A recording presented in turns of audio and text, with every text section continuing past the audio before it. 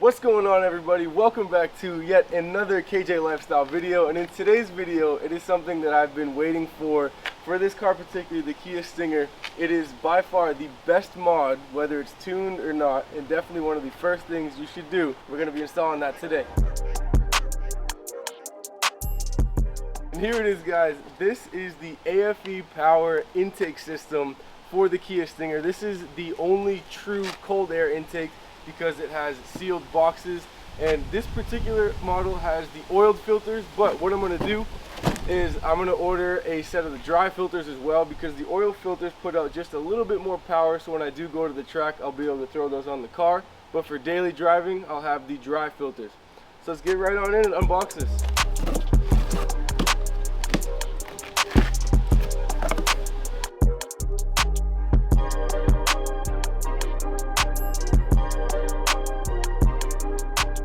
Alright guys, so the first order of business is you're going to want a 12mm socket to take off the 4 bolts that connect to the struts, and then we'll be able to get to the intake boxes.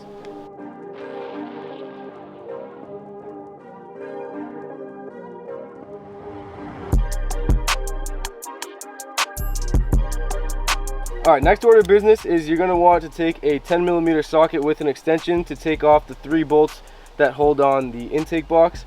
The 3 bolts are located right here on the corner, right up here at the top corner, and then right in the back in the middle.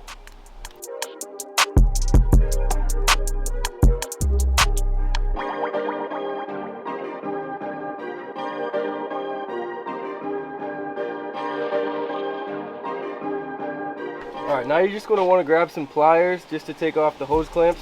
So on this one we have 1, 2, and then there's a 10mm bolt down there on the turbo that holds on the old intake boot.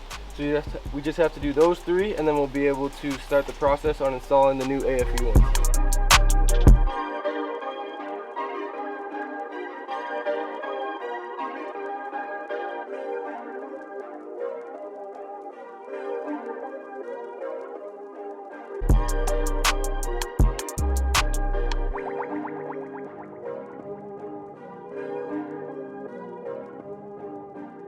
Alright, so one of the other things that's kind of unique about aFe is that there's some steps that you have to do to install these intakes that you don't have to do, say, with K&N or InGen. So what we have to do is we have to take off the snorkels. I believe there's 2 on this, one on the top and one on the bottom, so we're just going to go ahead and take those off.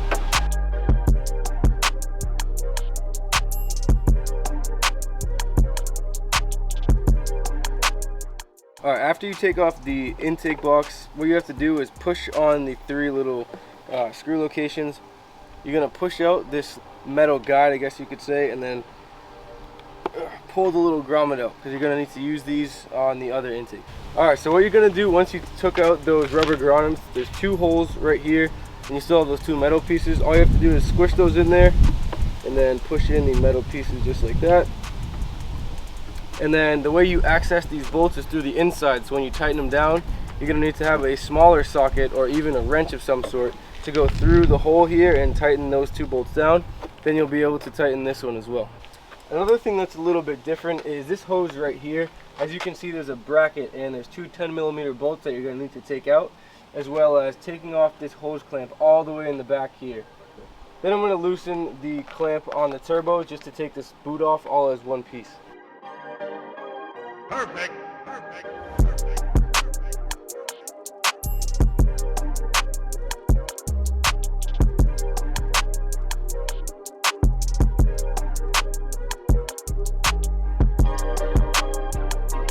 Alright, so the next step is installing the coupler on the driver's side. These are numbered in the manual as well.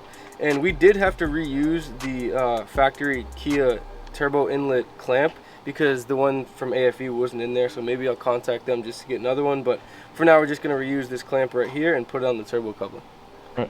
Alright, so we actually just installed the driver's side intake box. It is nice and tight. So there was 3 bolts that you have to put in. There's 2, one up here, and then the one for the ram air intake.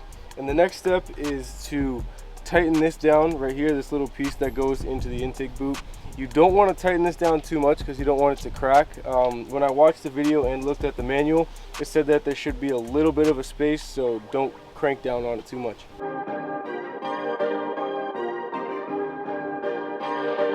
Now we're going to go ahead and install the first intake cone. All you have to do is put it in and push so it catches behind these latches, and then we'll be able to test fit the intake pipe.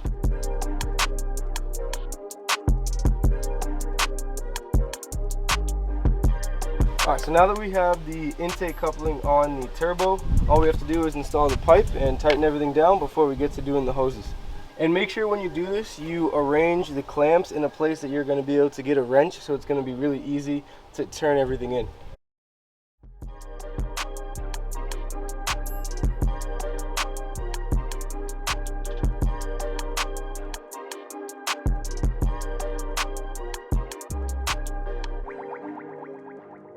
Alright, now that we have the intake pipe and the box installed, all we have to do is reconnect all the hoses. As you can see, we already have one connected up here, and now we are putting them to the little blow-off valves, as you could say.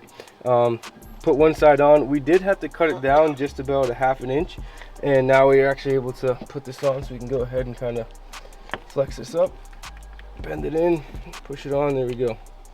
Once again, just make sure that the clamps are facing in appropriate direction so it's easy to tighten them down.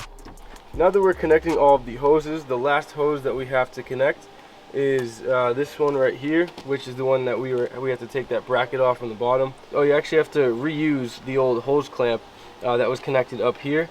I'm not sure if you have to do that. They just did it in the video and in the directions, so I decided to follow. So let's feed this up through and put it on to this pipe right here.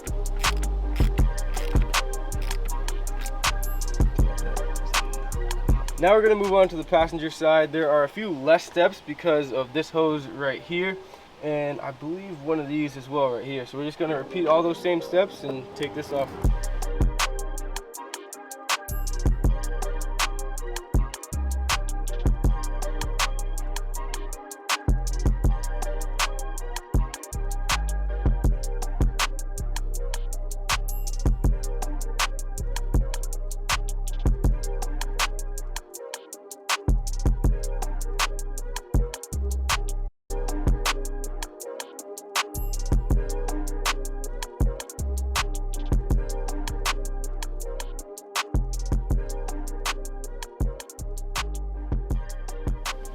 As you can see, the intake boxes are in. All the tubing is nice and tidy, and we also made sure that all the hose clamps are facing the same direction, just to make sure it was pretty easy to, you know, tighten them down, and also it looks a lot better as well. So